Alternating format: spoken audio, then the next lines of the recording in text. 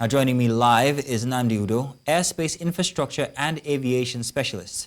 Mr. Udo, you're welcome. Thank you for joining. Thank you. Good afternoon. Good afternoon to you. So, Mr. Udo, what is the rationale behind deducting 50% of the internal revenue of aviation agencies, and how does it impact their operations? Well, first and foremost, I think it's a misplaced aggression for revenue drive. Aviation, like you know, is a catalyst for the economic development in any society. So, and the International Organization for Aviation, ICAO, the National Civil Aviation Organization, has made it abundantly clear. Aviation is not for money making, but just for basic recovery for investment. So I wouldn't know why someone would want to expect that money meant for safety and economic expeditious flow of air transportation should be plowed back into other things for revenue generation. It doesn't happen anywhere else. So how does the deduction affect the agency's ability to invest in infrastructure development and also safety improvements?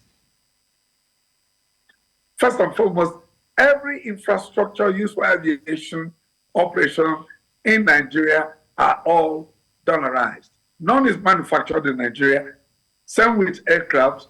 And why will anybody at this point in time be talking about taking money and buy aviation parastatals to contribute to other aspects of when they are struggling to exist?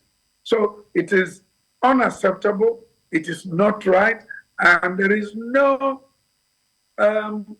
safety conscious related attitude towards it. Because like we say, no money, no safety. Any money you remove from aviation is given economic consideration against safety. So you can't do that. It's unacceptable.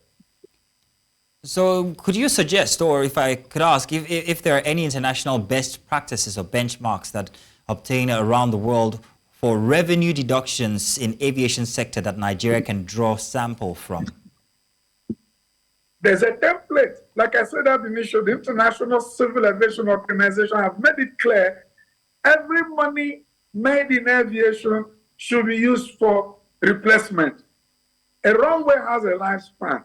A terminal building has a lifespan. Radars have a lifespan. Instrument landing systems have a lifespan, and so on and so forth. So if you have 1,000 landings in the runway and you have taken 50% of the revenue accrued to fund for landing to other things, how are you going to replace that runway? And then when an aeroplane lands on it and there's rain and there's aquaplane and there's an accident, fund is called to account.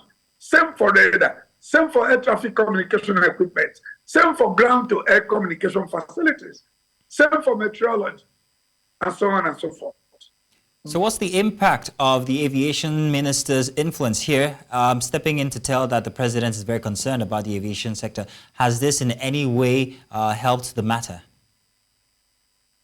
Well, you know, we are used to a certain language. I assure you, this will happen, this will happen. Well, there's a rumor that government might reduce the 50% to 20% until we see. And then we can go back to the drawing board and advise those concerned what to do. The minister's statement is usually very political. You must be seen to be acting in the interest of safety. It is not enough to say, Mr. President is concerned, Mr. President is interested. We need to see your attitude towards Murtala Mohammed Airport. Is been how many years old? And be talking about refurbishment, be talking about replacements, and every little thing. Somebody who is on the seat of power is blamed. Managing director, directors, people are suspended, people are redeployed. Meanwhile, the problem is still there every year, year in, year out. So, Mr. Udo, regarding the deduction, you said that there might be a rumor that it might be reduced to 20%. Would 20% reduction, or deduction rather, be adequate? No, 20% is a step in the right direction.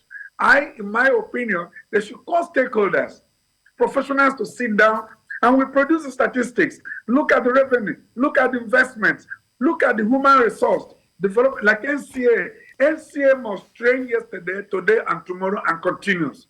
And this is money.